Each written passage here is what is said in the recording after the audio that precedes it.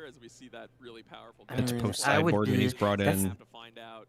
You know, my hold's been broken. This is my biggest issue as a player in general, I think. If I had to like pinpoint my biggest flaw, like, is I would be teleported to planet Tilt if I was Prisma. I would literally be. If I was Prisma, I don't. If I misplay, it's okay because I'll just think about it and improve. My misplays don't tilt me. I'll think about them and I learn from them. What I don't learn from is the opponent misplaying and like taking a huge risk and not being punished by it. That just, for me, that's how you get me. That's the greats can just read your soul and know you put a consult under there, and I'm going to punish this. Might get even extra value than you would normally get out of the card. So a long think on that stack deck from Prizzy. We'll have to see what he can do. Now Prisma is in a horrible spot. Like, we need to kill this Darius right now. If we don't, it's over. It's literally over. I believe that's we do because it's 6, right? Card for Prismaticism, as this is now 6 might coming in, as the stack deck is going to give that +1 to the Raven Blue. Yep, and I love Sprite Mother here from Priz. I think it's just a great way to go against Kaisa and be like, hey, I'm going to threaten the battlefield. Maybe you have Prismat's worst, I still have a body left behind like to keep the pressure on. I think biggest flaw as a player, quote unquote, is he doesn't bluff. Like never.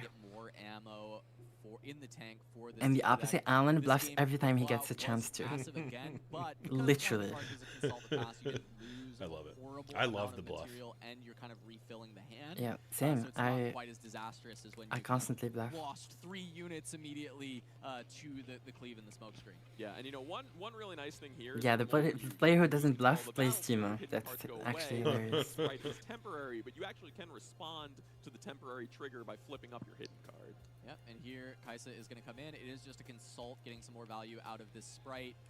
As this seal already, giving +1 rune here because of the ability of the accelerate, needing to cost oftentimes players kind of shy away from accelerating Kaisa as much as possible because they want to make sure they have enough runes built up. But when you have the seal, really unlocks your ability to kind of. Can Silverfuse join the call in like an hour? Yeah, just have her DM me and I'll or I don't know if you have the ability to invite her to this, but if not, just have her DM me and I'll send her the invite. Okay. She wants to like cast a couple games, I think one maybe. So no Mundo just yet. Come on in. Singularity board either, plus that will keep you at 7 runes for another turn, which is send her an invite.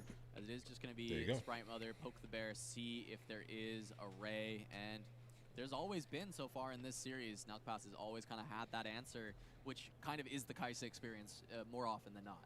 Definitely, and Singularity, definitely a great card to kind of catch you back up when you're behind. It's really at its best when you're ahead and you're using it to kind of keep yourself safe.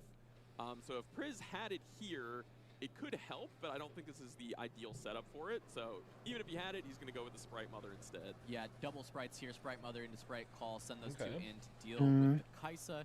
Get a Conquer, not fully on point tempo problem right at 3, not 4. Here is the points again. Point tempo Kaisa is probably going to be able to go to 6 here, which is a problem. But it does open up because Timo is completely tapped out. Maybe Priz can start to push in the Sprite Mother. Find room to maybe stick a Mundo. Honestly, Kuvi, is Timo playable or is Prisma just skill gapping people? I think Timo is definitely playable.